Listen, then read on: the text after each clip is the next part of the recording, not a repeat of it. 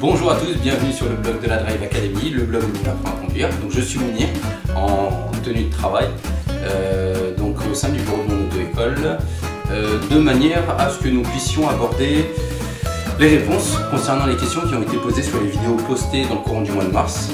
Alors elles ont été assez nombreuses, mais heureusement réparties dans des vidéos. Donc on va commencer dès maintenant. On va commencer par la question pour effectuer une manœuvre. Donc c'est sur le thème la marche arrière en ligne droite. Qui nous a posé cette question?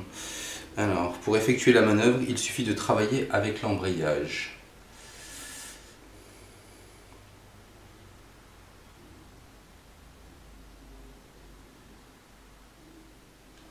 Bon, alors auditeur inconnu, en ce qui concerne les manœuvres, ce qu'il faut savoir, c'est que, notamment celles qui sont en marche arrière, il y a beaucoup d'angles morts. Il y a beaucoup d'angles morts, ce qui fait qu'il va falloir faire en sorte à tout le temps maîtriser le véhicule. Si on accélère, donc on sera en situation où on va donner du régime moteur, donc on aura une allure qui sera naturellement plus élevée. Ce qui va se passer, c'est que on va remarquer un obstacle, un enfant qui traverse ou quoi que ce soit, une portière qui s'ouvre ou un véhicule qui veut nous dépasser. Ce qui va se passer, c'est qu'il va se passer un certain temps avant que tu commences à freiner. Donc tu vas dans un premier temps relâcher ton accélérateur, ensuite placer ton pied devant le frein pour enfin terminer par freiner. C'est vraiment une perte de temps. Il y a beaucoup d'angles morts, donc par sécurité, on va faire la manœuvre au point de patinage, donc juste à l'embrayage. Voilà concernant la question. Ensuite, un de mes moniteurs m'a dit qu'il fallait utiliser l'embrayage avec le pied sur le frein, un autre m'a dit seulement l'embrayage, et le dernier, un pied sur l'embrayage et l'autre sur le pied sur l'accélérateur. Quelle est la réponse juste? Alors, cette question, je vais pouvoir la personnifier parce qu'il me semblait bien avoir vu ça. Voilà. Alors, Marois, c'est une réponse pour toi. Cher Marois, tout dépend de l'environnement. Partons sur le principe qu'on soit dans un endroit où il y a peu de fréquentation, peu de circulation. Chez nous, en Ile-de-France, il y a très peu d'espace. Et surtout, il y a beaucoup de piétons, il y a beaucoup d'autres usagers de la route. Donc partons sur le principe que tu sois dans un axe où il n'y a personne et que l'espace est suffisamment dégagé. Allez, allons-y, vas-y avec ton accélérateur si tu veux, parce que de toute façon, on a la garantie qu'il n'y aura pas de souci. Partons sur le principe que vous soyez sur un parking à Rosny-sous-Bois ou à Bobigny, par exemple, qui sont les centres d'examen, des centres d'examen du département. Ça va être un petit peu plus compliqué. Ça va être un petit peu plus compliqué parce que y a plus de monde, il faut être réactif et être capable de s'arrêter à n'importe quel moment, bien sûr. Donc ce sera à toi de choisir. Privilégie toujours la sécurité. Ensuite le reste, si un moniteur t'informe qu'il faille faire de cette façon-là, un autre d'une autre façon. Moi, je suis le troisième, je te donne une méthode qui correspond aux réalités de mon environnement. Faut vraiment voir, ça s'adapte aux différents environnements. Voilà Marois. Alors maintenant, on va passer à la vidéo « Réussir à démarrer sans caler ». Réussir à démarrer sans caler. Alors, mais au feu rouge, on maintient bien le pied sur l'embrayage et le frein. Question de notre ami. Excusez-moi. Rosie, chère Rosie, évidemment. L'idée c'est que en circulation, naturellement, tu es toujours devant un véhicule. Donc il y a toujours un véhicule derrière toi. Et même s'il n'y en a pas, il risque d'y en avoir un. Donc on va garder la pédale de frein enclenchée. On va garder la pédale de frein de manière à pouvoir informer les usagers qui viendraient derrière nous qu'on est en train de freiner ou qu'on est à l'arrêt. D'accord? Donc ils verront les feux de stop d'assez loin et puis ils pourront analyser la situation. Et puis ensuite, une fois que le feu est vert, sous réserve que nous ne soyons pas sur une montée, c'est la seule condition, à partir de ce moment-là, on lâche le frein, on appuie sur l'accélérateur, on va chercher le point de patinage. Une fois le véhicule arrêté, on peut soulever le pied de la pédale et ensuite mettre la pédale sur l'accélérateur, 2000 tours minute, tout en ayant l'embrayage à fond. Alors, la question.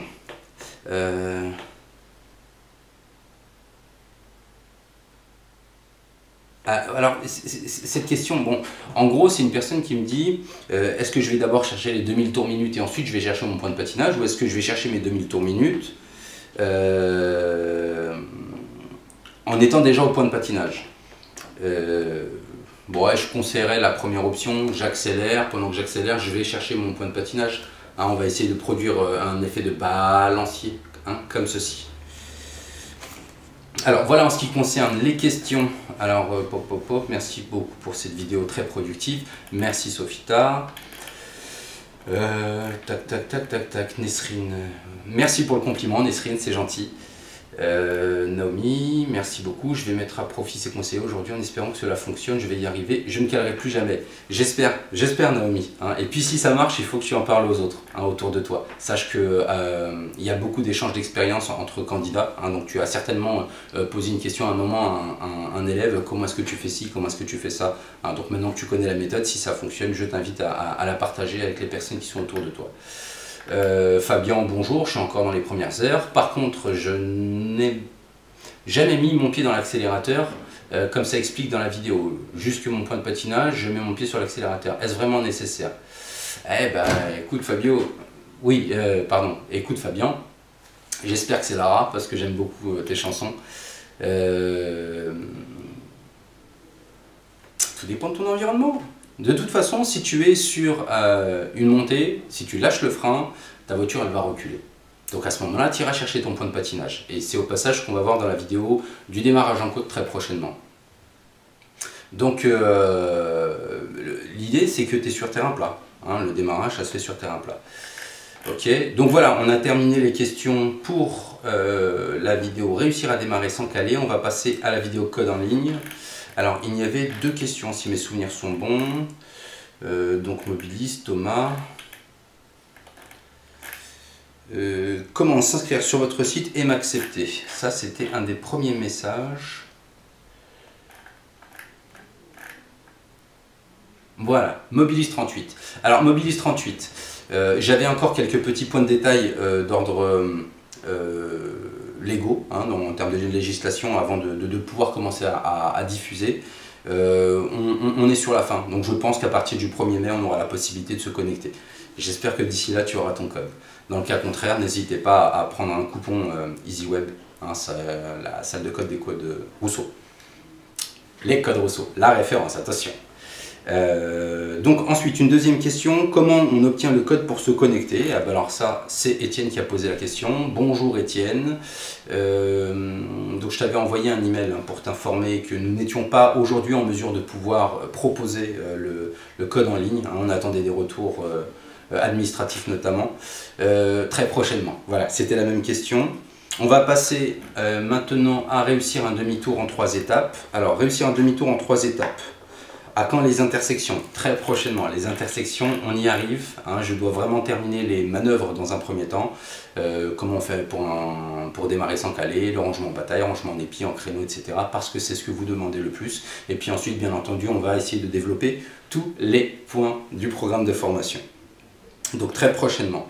Le jour de l'examen, est-il possible que la manœuvre soit réalisable en 4 temps? Alors, cette personne, c'est Arnaud. Alors Arnaud, ça va être difficile. Alors, supposons que tu sois ce véhicule, ok? Tu vas faire un premier temps pour avancer, ensuite un deuxième temps pour reculer, un troisième temps pour avancer, un quatrième temps obligatoirement pour reculer. Donc en 4 temps, ça voudrait dire que tu te situeras de l'autre côté de la voie, donc à contresens de circulation. C'est nécessairement un chiffre impair.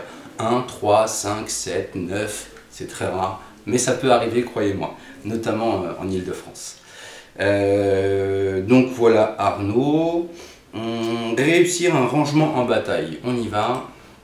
Alors, réussir en rangement en bataille. Rosie, toujours Rosie. Binetti, Sab, Apolline. Ok, alors, j'ai toujours du mal avec ma tenue de route. Comment je fais pour circuler trop à droite de la chaussée? Pour ne pas circuler trop à droite de la chaussée. Tac, tac. J'essaie juste de localiser Alors, j'ai regardé. Je suis sur la bonne. Oui. Alors ça, merci, tic tic, merci beaucoup, j'avais trop peur, aujourd'hui j'ai visionné, pas de constat à faire. Ok.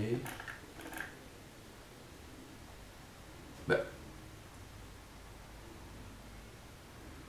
Alors, on m'a préparé la question, donc je vais quand même y répondre.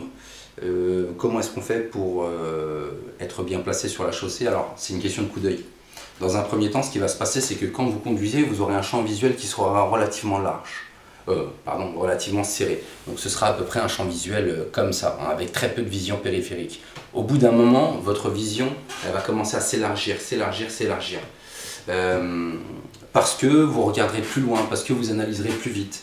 Pareil, les contrôles dans les rétroviseurs, ça permet aussi de bien pouvoir se situer.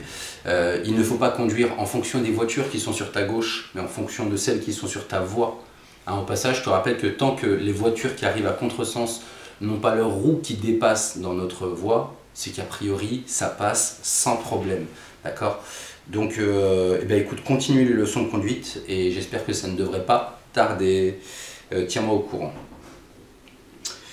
Si je n'ai pas de très haut sol ou il n'y a pas de véhicule en stationnement, comment je fais pour trouver mon point de repère? Je suis sur un rangement en bataille. Eh bien écoute, il n'y a pas de point de repère, cher ami. Il n'y a pas de point de repère. Et c'était... Pam pam. On va faire une petite manœuvre rapide, CTRL F. Repère. Ok, à me repérer. Oui, bah voilà, c'est Binetti. Binetti, s'il n'y a pas de repère, bah, tu n'en as pas besoin. Hein, tu vas juste te mettre à 90 degrés par rapport au trottoir, hein, de manière à ce que ça forme bien un angle droit. Hein, j'espère que mon angle est bon. Trouver la bonne école. Hop là. Trouver la bonne auto-école. Avez-vous des vidéos sur les manœuvres suivantes? Bataille, arrière, épi. Cher ami, oui. Ma famille, c'est son nom sur le blog, donc c'est un message du 3 avril, je le traite quand même. Hein, j'étais censé faire que ceux du mois de mars, mais je vais quand même le faire. Oui, bien sûr. Je te rappelle, chère ma famille, que le blog de la Drive Academy, c'est un blog qui est fait pour vous.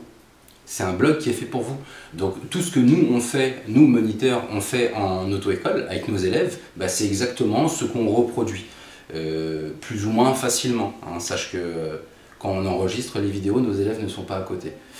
Donc naturellement, l'explication peut être plus facile. Écoute, soit abonne-toi à notre fil RSS, abonne-toi à notre chaîne Facebook, à notre chaîne YouTube, suis-nous sur les réseaux sociaux et de toute façon, tu recevras régulièrement des informations en rapport avec les nouvelles parutions. Voilà, et puis enfin, réussir un démarrage en côte à quand la vidéo? Clac clac, la vidéo sur le démarrage en côte elle est tournée. Il faut juste le temps pour les techniciens de la monter. Donc ce sera très prochainement, je pense avant la fin de cette semaine. Nous sommes aujourd'hui le jeudi 18 avril. Ah non, pardon. Si, jeudi 18 avril, donc je pense avant dimanche. J'espère pour vous. Et puis dernière question, financer son permis de conduire. Pourquoi la société n'arrive pas à informer les personnes sur les aides pour le permis de conduire? Et enfin, ils veulent économiser un max et éviter de donner.